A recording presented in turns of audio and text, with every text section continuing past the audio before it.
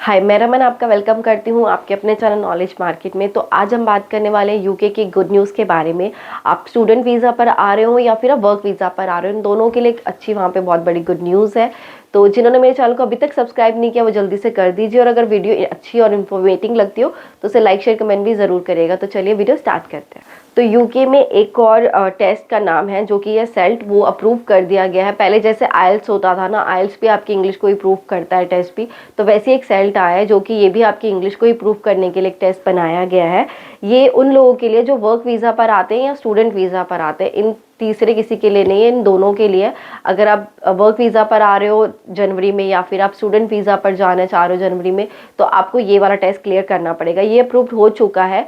अभी फ़िलहाल ये ऑनलाइन आया है, ऑनलाइन ही आपको भी करना पड़े, सॉरी अभी ये मैनुअली आया, आपको मैनुअली करना पड़ेगा। ऑनलाइन आएगा ये जनवरी 2024 में। जनवरी में कोई भी डेट फिक्स नहीं है, बट उस टाइम में ये आपका ऑनलाइन भी आना शुरू हो जाएगा, बट अभी आपको ये मैनुअली देना पड़ेगा।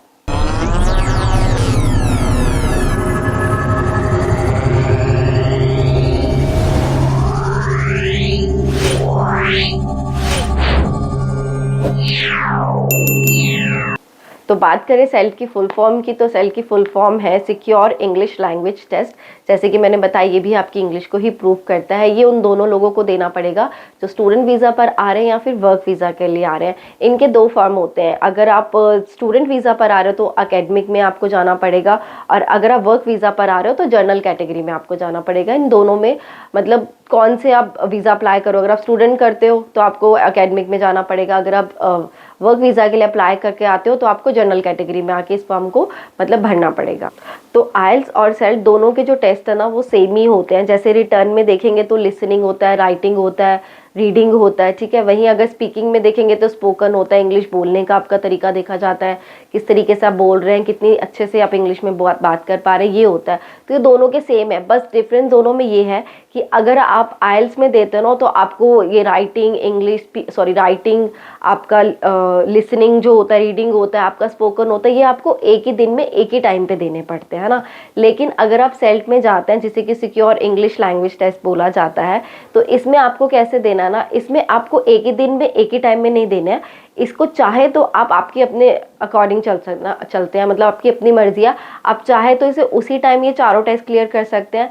अगर आप नहीं चाहते तो आप इसको 14 डेज़ के अंदर अंदर भी दे सकते हैं। यानी कि अगर आप चाहते हैं उसी टाइम क्लियर कीजिए, नहीं तो आप 14 दिन तक आपके पास टाइम होता है कि आप 14 दिन के अंदर आके इसको 1 बाय 1 मतलब इंग्लिश आप स्पीकिंग दे दीजिए, फिर आप राइटिंग कर रहे हैं, आप कुछ कर रहे हैं, तो आपको 14 दिन का टाइम मिलता है, आपको इसके अंदर करना पड़ेगा। तो ये बहुत अच्छा बेनिफिट है, इसलिए बहुत सारे लोग इसे सेलेक्ट करेंगे, क्योंकि हर कोई भी एक साथ ये सारे टेस्ट नहीं दे सकता ना, आइल्स में एक साथ देने पड़ते हैं। बट सेल्ट में अगर आप जाते हैं तो आपको 14 दिन का टाइम मिल जाता है कि आप 14 दिन के अंदर एक एक करके ये टेस्ट क्लियर कर सकते हैं।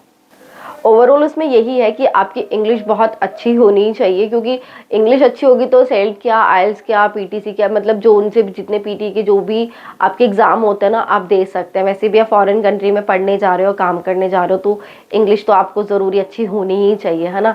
बाकी ये जो टेस्ट है ये आपकी इंग्लिश को ही प्रूव करते हैं कि आप कितनी अच्छे से इंग्लिश में बात कर सकते हैं, कितने अच्छे से लिख सकते हैं, बोल सकते हैं, पढ़ सकते हैं, ये सारी चीज़ें होती हैं, है ना। बाकी मैंने आपको बता दी कि ये टेस्ट मतलब आ चुका है इंडिया में, बट अभी ये क्या है कि 19 दिसंबर से तो ये आ चुका है। अभी आपकी ये दिसंबर ही चल रहा है, तो 19 दिसंबर को ये आ चुका है। लेकिन अभी ये सिर्फ मैनुअली आया, आपको लिखकर आपको ये करना पड़ेगा, जाकर आपको फॉर्म भरकर ये सब चीज़ें करनी पड़ेगी। ऑनलाइन जो इसका वर्जन है वो अभी नहीं आया है, वो जनवरी 2024 में आ जाएगा। हो सकता है जनवरी फर्स्ट वीक सेकेंड वीक में आ जाए।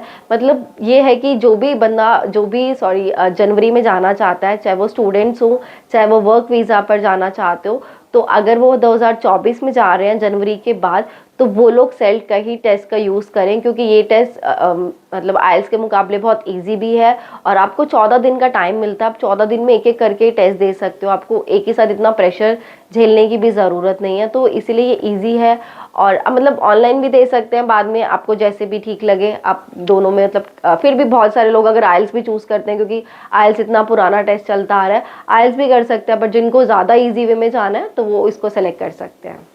तो बस यही थी छोटी सी वीडियो जिसमें मैंने आपको सेल टेस्ट के बारे में बताया है। बाकी अगर यूके की कोई और न्यूज़ आती है मैं उसके बारे में आप लोग के साथ शेयर करती हूँ, या कोई और टेस्ट आता है यूके में देने के लिए तो मैं वो भी आप लोग के साथ शेयर करूँगी। वीडियो अच्छी लगे या उसको लाइक ज़रूर करें, कमेंट भी करा करें। अगर आपको कुछ भी पूछना होता है इस वीडियो के बारे में, किसी भी वीडियो और के बारे में, तो आप मुझे कमेंट कर सकते हो। और इन्फॉर्मेटिव भी लगे इसे तो भी शेयर करें। Thank you.